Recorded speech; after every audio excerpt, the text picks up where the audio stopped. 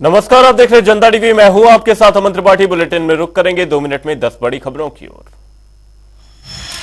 चुनावी जीत को लेकर बोले सीएम धामी, कहा पीएम मोदी के नेतृत्व में होगी चुनावी जीत। चुनावी जीत को लेकर सीएम धामी ने विश्वास जताया।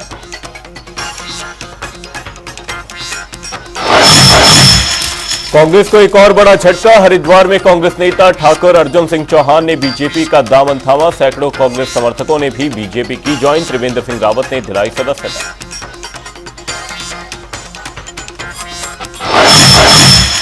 खटीमा में आगामी त्योहारों को लेकर पीस कमेटी की हुई बैठक। पुलिस क्षेत्राधिकारी ने की अपील, कहा आपसी भाईचारे से मनाए त्योहार।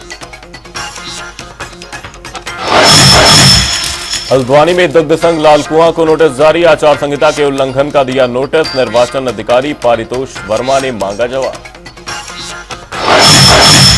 हल्द्वानी में मतदाता जागरूकता को लेकर जिला निर्वाचन चला रहा अलग अलग अभियान। स्वीप ने मतदाता जागरूकता को लेकर किया हस्ताक्षर अभियान का शुभारंभ। देहरादून पुलिस ने चलाया चेकिंग अभियान। चेकिंग के दौरान लूट की वारदात को अंजाम देने वाले बदमाश को किया गिरफ्तार। दूसरा आरोपी मौके से फरार। कब्जे से तमंचा, कारतूस बरामद। अमरोहा पुलिस की गौ तस्करों पर बड़ी कार्रवाई। 65 लाख की 2 गौ तस्करों की संपत्ति की कुर्क। अवैध रूप से अर्जित की थी संपत्ति। देहरादून के पटेल नगर में रिश्ते हुए तार-तार। बड़े भाई ने अपनी नाबालिग बहन के साथ किया दुष्कर्म। पुलिस ने पॉक्सो एक्ट के तहत की गिरफ्तारी। देहरादून में आयोजित 4 दिनों के प्रशिक्षण शिविर का हुआ समापन। मुख्य अतिथि सचिव आपदा प्रबंधन डॉक्टर रंजीत कुमार सिन्हा ने की शिरकत। कहा कि वे फर्स्ट एड की ट्रेनिंग स्कूली बच्चों को भी दें, आपात स्थिति में बच्चे भी जल्दी सहायता कर सकें।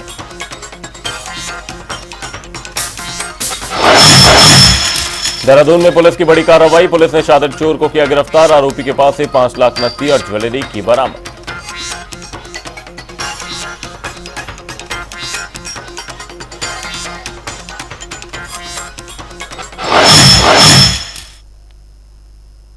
बुलेटिन में रुक करेंगे खबरों की ओर। मुख्यमंत्री पुष्कर सिंह धामी आज रुड़की में आयोजित होली मिलन कार्यक्रम में शामिल हुए।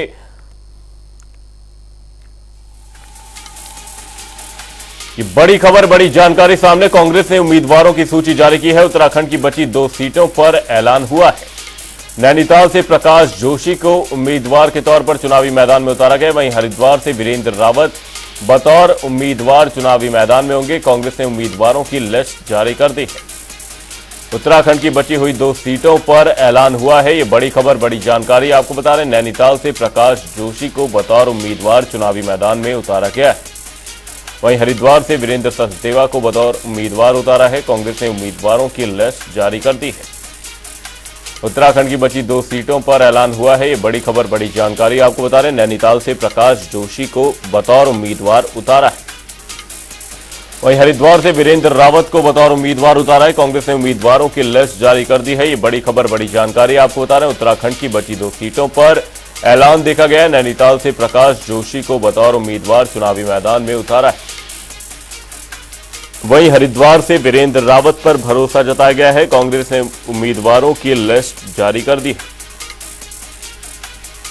उत्तराखंड की बची 2 सीटों पर ऐलान हुआ है। नैनीताल से प्रकाश जोशी को बतौर उम्मीदवार चुनावी मैदान में उतारा गया। वहीं हरिद्वार से वीरेंद्र रावत को बतौर उम्मीदवार चुनावी मैदान में उतारा है। ये बड़ी खबर, बड़ी जानकारी आपको बता रहे हैं। उत्तराखंड की बची हुई 2 सीटों पर ऐलान कर दिया गया है। नैनीताल से प्रकाश जोशी को उम्मीदवार बनाया गया है। वहीं हरिद्वार से वीरेंद्र रावत पर कांग्रेस आला कमान ने भरोसा जताया है। कांग्रेस ने उम्मीदवारों की लिस्ट जारी कर दी। उत्तराखंड की बची 2 सीटों पर उम्मीदवार घोषित कर दिए गए हैं। नैनीताल से प्रकाश जोशी को बतौर उम्मीदवार चुनावी मैदान में उतारा है।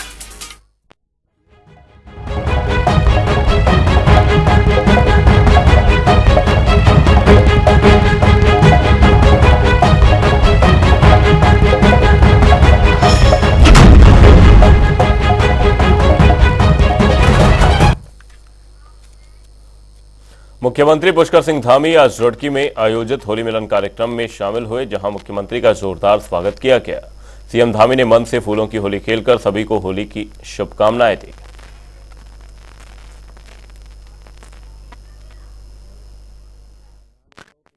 आदि के दिन उनको उन्होंने भी फांसी के फंदों को हंसते हंसते चुन लिया था, आज उनकी शहादत दिवस की है, उनको भी मैं नमन करना चाहता हूँ। भाइयों बहनों, आज आप सबका जोश, आप सबका उत्साह, आप सबका उमंग ये बना रही है कि आप सब लोगों ने जिस उम्मीद के साथ, जिस अपेक्षा के साथ और जिन आकांक्षाओं के साथ आपने पिछली बार यहां से भारी बहुमत से आदरणीय डॉक्टर निशंक जी को चुनाव में जिताकर भेजा था, हमारे प्रधानमंत्री मोदी जी को दूसरी बार देश का प्रधानमंत्री बनाने में यहां से एक कमल का फूल, एक कमल रूपी माला 5 सांसदों के रूप में भेजी थी। आज मुझे पूरा विश्वास है कि इस बार वो सारे कीर्तिमान जो पिछले हैं वो सारे के सारे आप ध्वस्त करने वाले हैं, एक नया रिकॉर्ड आप बनाने वाले हैं। तो हमने इस जिले में नया इतिहास बनाया है। आपने जिला पंचायतों के चुनाव में 30 वर्षों में भी भारतीय जनता पार्टी का एक ब्लॉक प्रमुख नहीं बना था। 6 ब्लॉक इस जिले में हैं, लेकिन 6 में से कभी एक ब्लॉक प्रमुख भी भारतीय जनता पार्टी का नहीं बना था।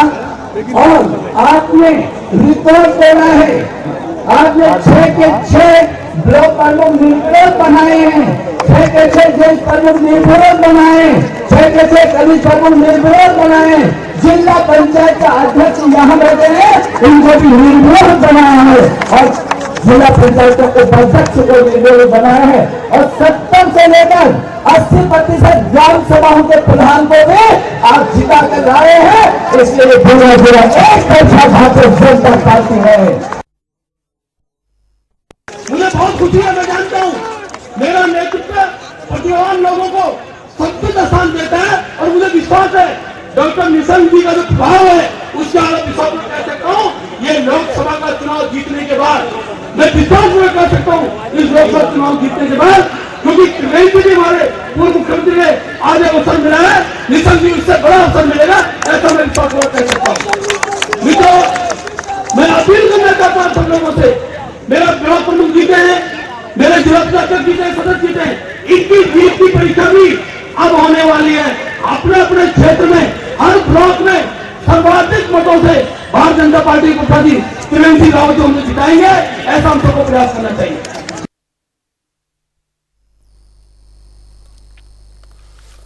उत्तराखंड में लोकसभा चुनाव की तैयारियों के बीच बसपा को बड़ा झटका लगा है। पूर्व बसपा विधायक हरिदास ने सैकड़ों समर्थकों के साथ बीजेपी का दामन थाम लिया है। इस दौरान बीजेपी प्रदेश अध्यक्ष महेंद्र भट्ट और पूर्व मुख्यमंत्री त्रिवेंद्र सिंह रावत ने सभी का पार्टी में स्वागत किया। बता दें कि प्रधानमंत्री नरेंद्र मोदी और मुख्यमंत्री पुष्कर सिंह धामी के कार्यों से प्रभावित होकर बीजेपी में शामिल हुए। दीपक चौधरी जी, श्री अशोक कुमार, आप भी प्रधान हैं। मैं अब क्रम उत्तराखंड में धामी सरकार के 2 साल पूरे होने पर गोष्ठी कार्यक्रमों का आयोजन किया जा रहा है। देहरादून बीजेपी महानगर की ओर से आयोजित गोष्ठी में पहुंचे मुख्यमंत्री पुष्कर सिंह धामी ने अपने 2 साल के कार्यकाल पूरा होने पर भगत सिंह, राजगुरु और सुखदेव को श्रद्धांजलि दी। इस दौरान सभी विधायक सहित सैकड़ों की संख्या में कार्यकर्ता मौजूद रहे।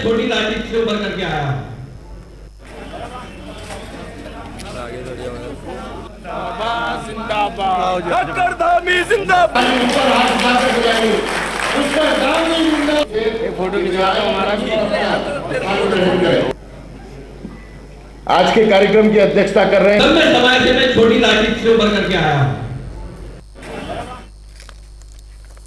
वहीं काशीपुर में भी गोष्ठी कार्यक्रम का आयोजन किया गया, जिसमें कार्यकर्ताओं ने कहा कि उत्तराखंड की धामी सरकार ने जिस तरीके से सफलतम 2 साल पूरे किए हैं वह अपने आप में एक मिसाल है। उन्होंने इस 2 साल के कार्यकाल में कई ऐसे कानून बनाए जो लोगों के लिए मील का पत्थर साबित हुए।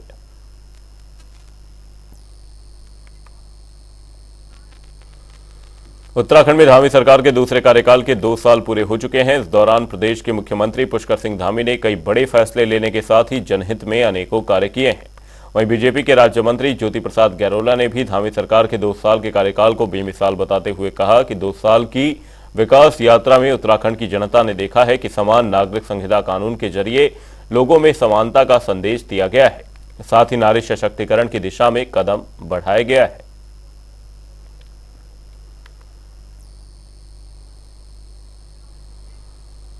हरिद्वार संसदीय सीट पर कांग्रेस ने अभी तक अपना प्रत्याशी घोषित नहीं किया है। प्रत्याशी घोषित होने से पहले ही कांग्रेस को करारा झटका लगा है।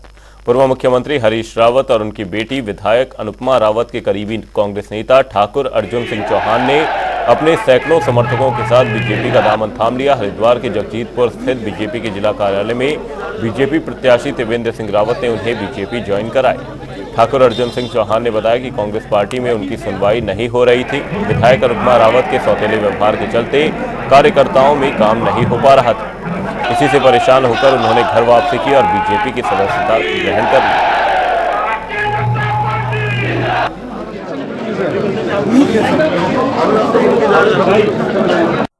विधायक जी का लंगड़ा प्रेम है, जो हमारे हरिद्वार ग्रामीण विधायक है उनका लंगड़ा प्रेम है, उस कारण हमने पार्टी वहाँ छोड़ दी। लंगड़े प्रेम का मेरा कारण है, अन्यथा मत लेना।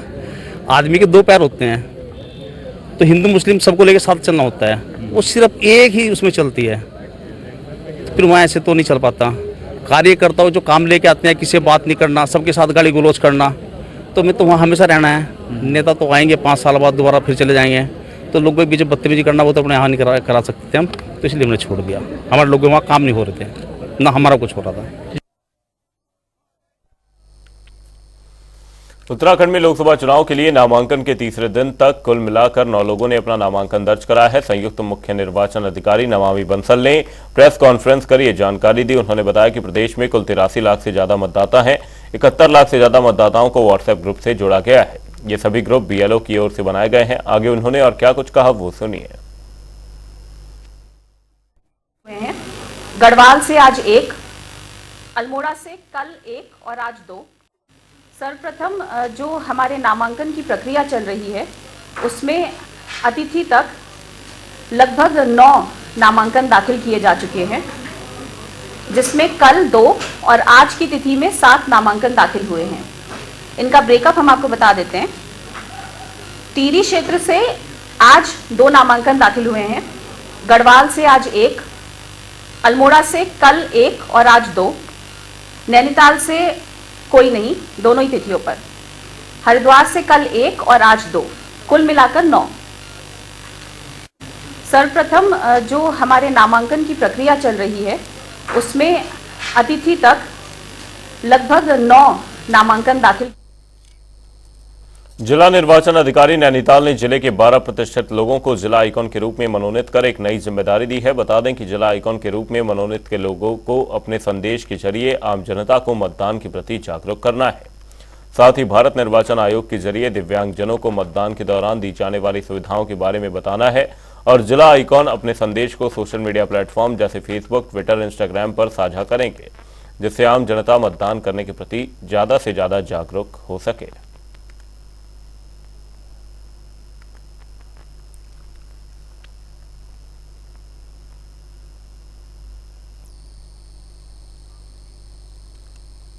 भारतीय जनता पार्टी लोकसभा चुनाव को जीतने के लिए कोई कसर नहीं छोड़ना चाहती, जिसके चलते भारतीय जनता पार्टी ने अल्पसंख्यक समाज को बीजेपी से जोड़ने के लिए प्रयास तेज कर दिए हैं। इसी कड़ी में रुड़की बीजेपी जिला कार्यालय पर बैठक हुई, जहां अल्पसंख्यक मोर्चा के बड़े नेताओं ने कार्यकर्ताओं की बैठक ली और उन्हें चुनाव प्रचार के लिए कार्यकर्ताओं को जिम्मेदारी दी गई।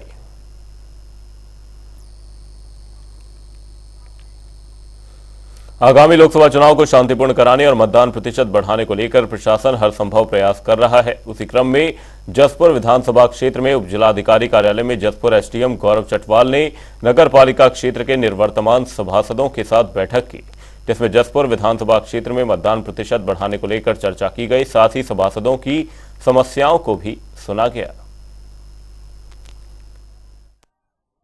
देखते हुए हमने आज जो निर्वर्तमान वार्ड मेंबर्स थे उनको बुलाया है और उनसे आग्रह किया है कि आने वाले लोकसभा चुनाव में शहरी क्षेत्र में खासकर पोलिंग परसेंटेज बढ़ाने के लिए प्रयास करें, हमें सहयोग प्रदान करें, क्योंकि इस बार हमारा लक्ष्य है कि हम इस बार अपना पोलिंग परसेंटेज जो लास्ट लोकसभा इलेक्शन हुआ था उससे बढ़ाकर 85% तक ले जाएं। तो उसी के लिए हमने उनको कुछ आग्रह किया, उनको कुछ दिशा निर्देश दिए, उनकी कुछ समस्याएँ थी वो सुनी और उनको ये सुनिश्चित अपनी तरफ से सुनिश्चित किया कि जो हमारी तरफ से जो भी कार्रवाई होनी, चाहे वो मतदाता पर्ची का वितरण हो, चाहे वो 12D का वितरण हो, समय अंतर्गत किया जाएगा और मतदाता पर्ची खासकर 100% वितरित की जाएगी। लेकिन उनसे भी ये सहयोग मांगा कि वो लोग अपने वार्ड के लोगों को ज़्यादा से ज़्यादा लोगों को प्रेरित करें कि वो आने वाले लोकसभा चुनाव में बढ़ चढ़कर भागीदारी करें और विधानसभा जसपुर का जो परसेंटेज है वो पूरे राज्य में सर्वाधिक रहे, इसके लिए उनको प्रेरित किया गया। और उन लोगों ने सभी ने प्रॉमिस किया है कि आने वाले लोकसभा चुनाव में वो लोग जो है बढ़ चढ़कर वोटिंग करेंगे और करवाएंगे।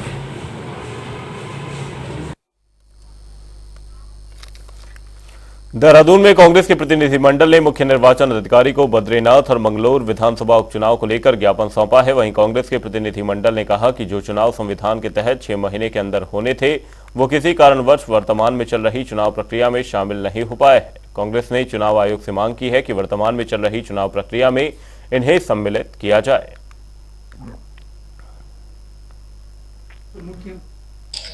जी, आज उत्तराखंड कांग्रेस का एक प्रतिनिधिमंडल मुख्य निर्वाचन अधिकारी पुरुषोत्तम कुमार जी से भेंट वार्ता करके आया और उन्हें अपने ज्ञापन के रूप में हमने निवेदन सौंपा है कि क्योंकि स्वर्गीय सरबत करीम अंसारी जी का निधन मंगलौर विधानसभा सीट से उनका देहांत हो गया, वो विधायक चुने गए थे, 30 अक्टूबर को देहांत हो चुका है। ऐसे में जो पिटीशन डाली हुई थी हमारे पूर्व विधायक काजी निजामुद्दीन जी ने, उन्होंने नवंबर में ही एप्लीकेशन डाल दी थी उसके विड्रॉल के लिए।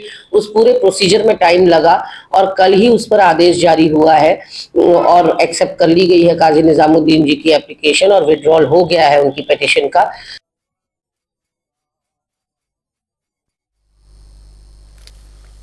जनपद उधम सिंह नगर के खटीमा में आगामी त्योहारों की सुरक्षा और शांति व्यवस्था को दुरुस्त और सुचारू बनाए रखने के लिए पीस कमेटी की एक बैठक का आयोजन किया गया, जिसका नेतृत्व पुलिस क्षेत्राधिकारी विमल रावत के नेतृत्व में किया गया। बैठक में क्षेत्र के गणमान्य व्यक्ति, जनप्रतिनिधि, व्यापारी, व्यवसायी और सभी धर्मों के जिम्मेदार लोग मौजूद रहे। बैठक में पुलिस क्षेत्राधिकारी विमल रावत ने वर्तमान में चल रहे रमजान के त्योहार और आने वाले होली के त्योहार को शांतिपूर्ण और सौहार्दपूर्ण तरीके से और आपसी भाईचारे के साथ मनाने की अपील की है।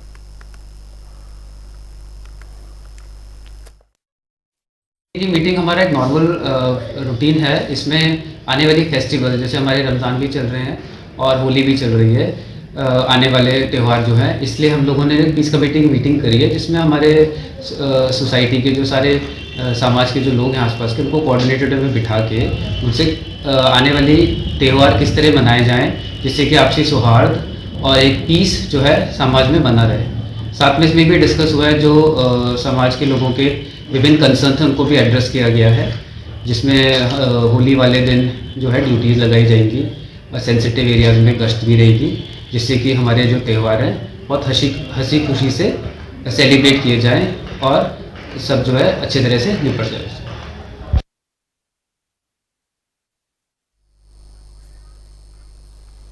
हरिद्वार में बीजेपी नेताओं ने खूब हंगामा किया। रानीपुर से बीजेपी विधायक आदेश चौहान ने हरिद्वार जिला अस्पताल में बीजेपी नेताओं और अन्य समर्थकों के साथ पुलिस के खिलाफ धरना दिया और जमकर नारेबाजी की। मामला ज्वालापुर कोतवाली क्षेत्र में बीजेपी कार्यकर्ता के साथ हुए झगड़े से जुड़ा था, जिसमें विधायक ने पुलिस पर एक तरफा कार्रवाई करने का आरोप लगाते हुए पुलिस की कार्यशैली पर सवाल उठाया। वहीं बीजेपी नेताओं ने ज्वालापुर कोतवाली इंचार्ज को हटाने की मांग करते हुए घंटों तक धरना जारी रखा। कि जिसने तो भारतीय जनता पार्टी के कार्यकर्ताओं के लिए अपमानजनक शब्दों का प्रयोग किया, उसके खिलाफ तत्काल कार्रवाई हो। हम अपने कार्यकर्ताओं को यहीं अपने घर लेकर जाएंगे और नहीं तो 4 लोग उनके भी 151 में जाओगे तो हमारे 4 लोग 151। हाँ बिल्कुल, अधिकारियों के दिमाग खराब हो, वो अपने आप को सर्वा समझ बैठे और वो जो काम करने के वो करते नहीं, अन्य कामों में ज़्यादा व्यस्त रहते हैं। आज ज्वालापुर का क्या हाल है, जगह जगह किस तरह से अवैध कारोबार वहाँ पर हो रहे हैं, ये सब सबके सामने है। बुलेटिन में फिलहाल के लिए सिर्फ इतना ही, कहीं जाएगा नहीं। जनता डी पर खबरों का सिलसिला रहेगा जारी, तब तक के लिए नमस्कार।